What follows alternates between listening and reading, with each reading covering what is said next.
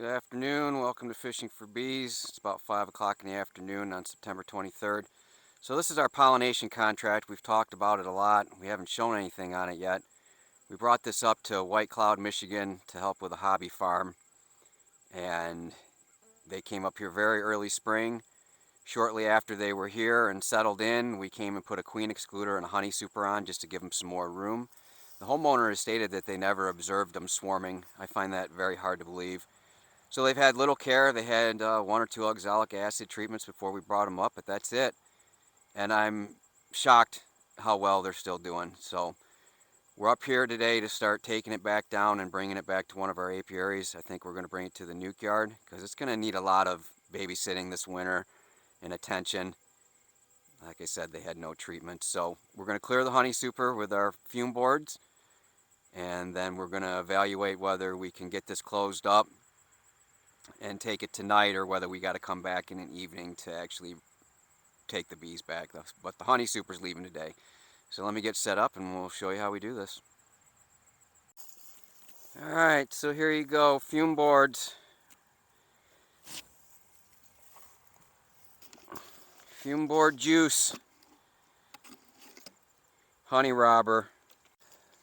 I've gone over this in other videos. I started out not using enough of this stuff and it took too long, so I'm going to use more to get this process over with. Push them out of this super. I do have the Makita blower to finish off the job, and then lock it up in my vehicle.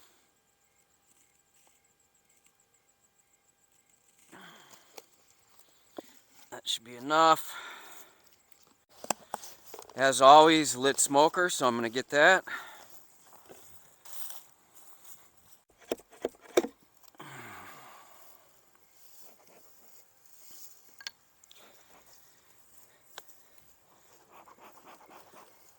So this is a swarm catch from last year.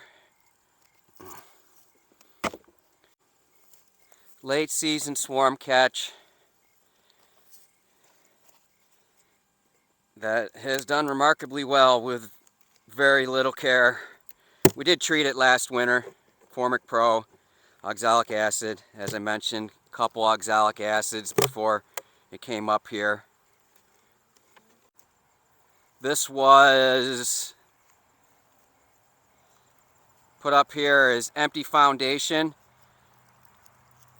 We wanted to purposefully do that to give them a ton of work to do, right? Because I was not planning on managing this colony much at all. And that is what happened.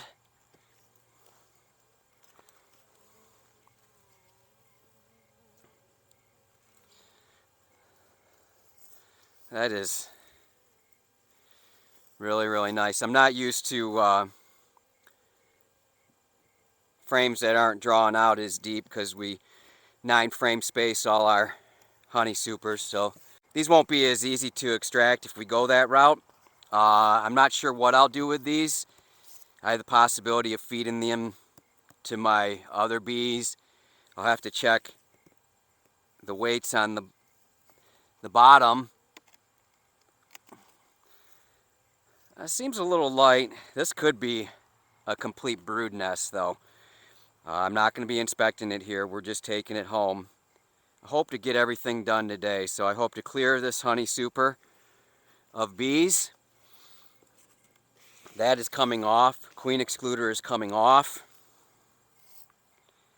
And then we're going to evaluate whether we can push all the bees into this deep, screen it off, and take it out of here today. This is a bit of a drive for me. It's definitely been an experience. We'll talk more about it later. But right now we just got to get it out of here. We're getting late in the season. They're going to still need some treatments. So I'm going to have to decide what route I'm going to go, whether I'm going to go Formic Pro, my normal 2-dose. That pushes it out 20 days. or if I might do an experiment with this one and try and do what we've talked about before as far as just treating with oxalic acid vaporization on a super strict schedule. That's a lot of work. But the other colonies that it's going to be next to still need their oxalic acid vaporization treatments. So we're going to decide. We'll continue on here and we'll catch up in a little bit. That's a good looking honey super though so far from what I see. So we got the honey super off, we got the queen excluder off, we got it closed back up, got to get it all ratchet strapped. For this Makita, we blow from the top through the bottom so that we don't bang a bunch of bees off the boards.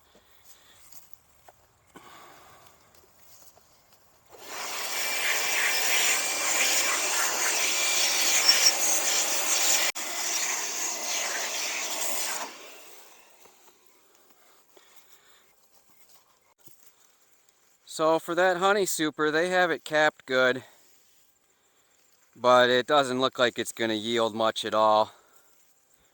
Feels really light compared to out of our production yard. So I'm not sure what we're going to do with it. We have options though.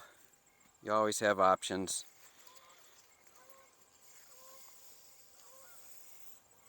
But it's, you know, setting up the equipment again and extracting maybe a gallon might not be the best route for us. This bottom box is definitely light, so they might need that honey fed back to them. They're going to overwinter in this box. Getting this good and tight now. I would like to take this home tonight. I would like to not have to make another trip up here just to pick it up in the evening. Unfortunately, it's too early to close it up just yet. And I forgot a fishing pole. So if I'm going to kill some time, I probably am just going to be staring at some water instead of fishing it. As I said before, I'm really pleased with the fact that they're still with us. We honestly really have found the keeping and management of swarms to be pretty easy. I was so reluctant to get into beekeeping in the beginning because it was all doom and gloom, no overwintering success. And since our first year ever going into winter, we've either had 70 or in the 80% success rate for overwintering. And here you go, no care this year, and they're still going strong. Wonderful. These swarms are wonderful. Consider adding swarms to your apiary if you're starting out. Maybe you'd be interested in doing it how I did it and never purchasing bees. We'll check back with you in a little bit. Alright, so here we are. It's a little after 7. They were mostly in there when I got here. I think the smoke might have actually pushed them out a little bit, so let's move that. One of the really cool things that happened in the spring when we gave away those 10 frame colonies is I got to meet the 2 viewers that I gave them to, and Mark was the first one that picked it up, which helped me with some techniques as far as moving colonies, which was awesome. And then when Doug came to pick it up, I was all set and knew how I had to handle it. I had never moved colonies at that point, so it was really confusing to me. You know, obviously I knew I needed ventilation, but how am I going to block that whole front entrance? And I'm not sure where he got it from, but you deliberately cut 2 pieces of screen smaller than the opening, right? And then when you marry them together and push them through, you adjust it so that it fits the opening. This one's going to be really, really close, more like over here. I might even trim a little bit off. It's going to be more like this, which is good. Gives you a double screen. And what happens with the way this is bent is it actually bites into the wood. And I was a little nervous, so I'll be honest, I did put some tape on it after that, but Mark just shoved these in there and they bit and he was on his way. So it's really, really cool to learn from him. I'm not an expert. I love learning, and there's certainly some people, and there'll always be people in beekeeping that I can learn from. And quite frankly, any aspect of life. So we're going to just try and get all of them in there. It's real gentle. I don't like leaving any bees behind. I'm actually shocked how well they're in there. This, you know, I knocked it down from the super in a deep to just a deep, so I was a little concerned about how many bees were actually in there and how many would fit. So if you do miss any, sometimes they'll gather on the outside of the screen here. Gather on the outside of the screen and just ride along, hopefully all the way back to where you're taking them, just hanging out here, scenting the smell, and wondering why they can't get in the colony. But I've brought a lot of straggler bees home that way. So still going to give it a little bit of time. Then we'll push this stuff in there and load it up and we'll be on our way.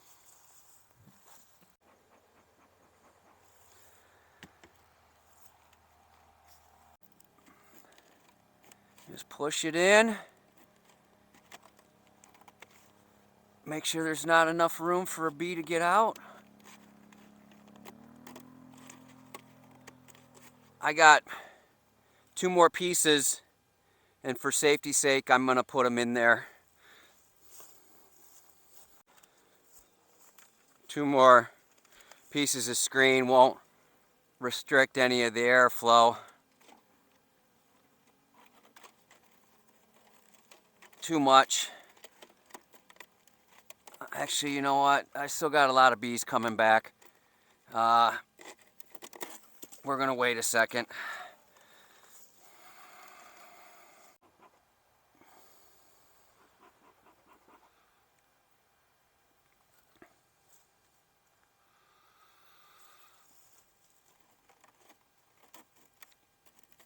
Well, nothing's going to be 100% perfect. I'm not going to get every bee.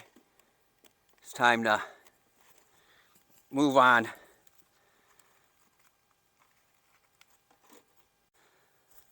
So we ratchet strapped it earlier. Make sure this thing's good and tight. Let's get her in the vehicle.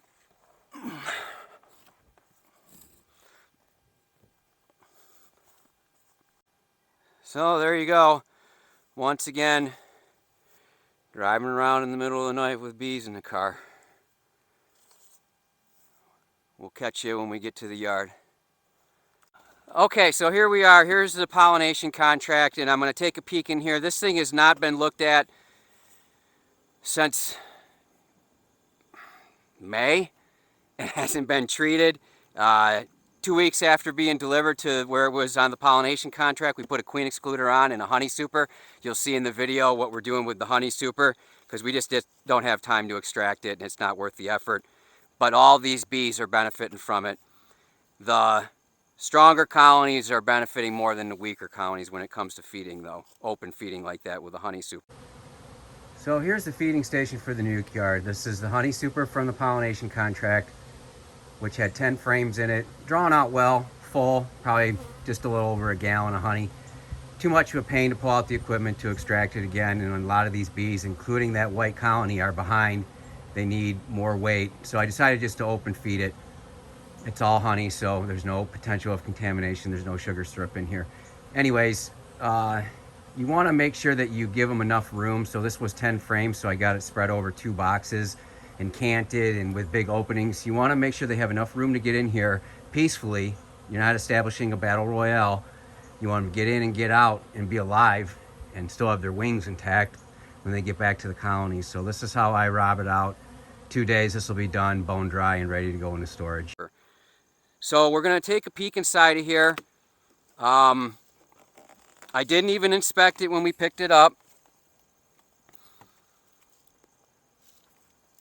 And we are going to treat them. We kind of learned from trying to inspect some other colonies that they weren't really feeling it as far as us being in here and monkeying around with them. So I'm going to not break one of my rules again and just go ahead and treat them. I want to talk about this though. So here it is in a nutshell with the pollination contract. It was over an hour away, so 2 hours round trip. It was only 1 colony, so when I did visit it and do things, it was a lot of work. For 1 colony, you know, you still got to light a smoker, you still got to do everything, but you're not working through a bee yard you're working one colony. So that was kind of a pain. The gas certainly was a pain. It was in an area where there was bees, or it was in an area where there was bears, strong bear possibility. So I was always nervous about losing it.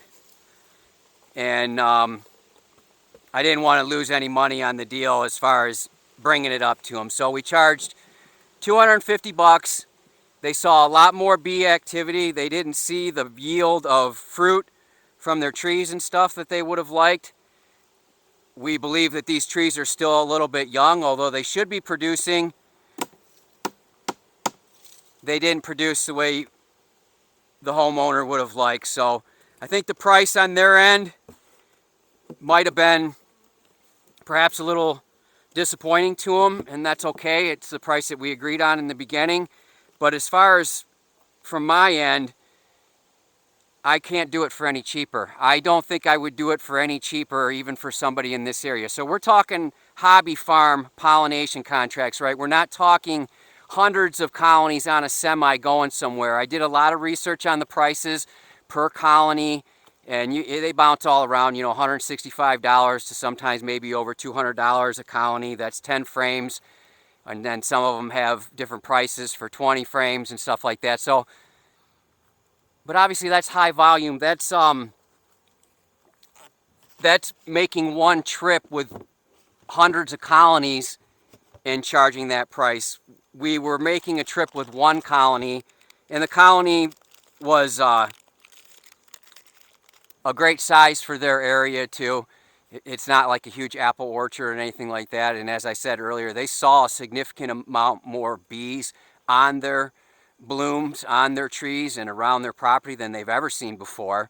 That's why I was up there, because they said there was a lack of bees. And apparently that's true, because the feedback I got from them that there was a lot more activity, so that's good.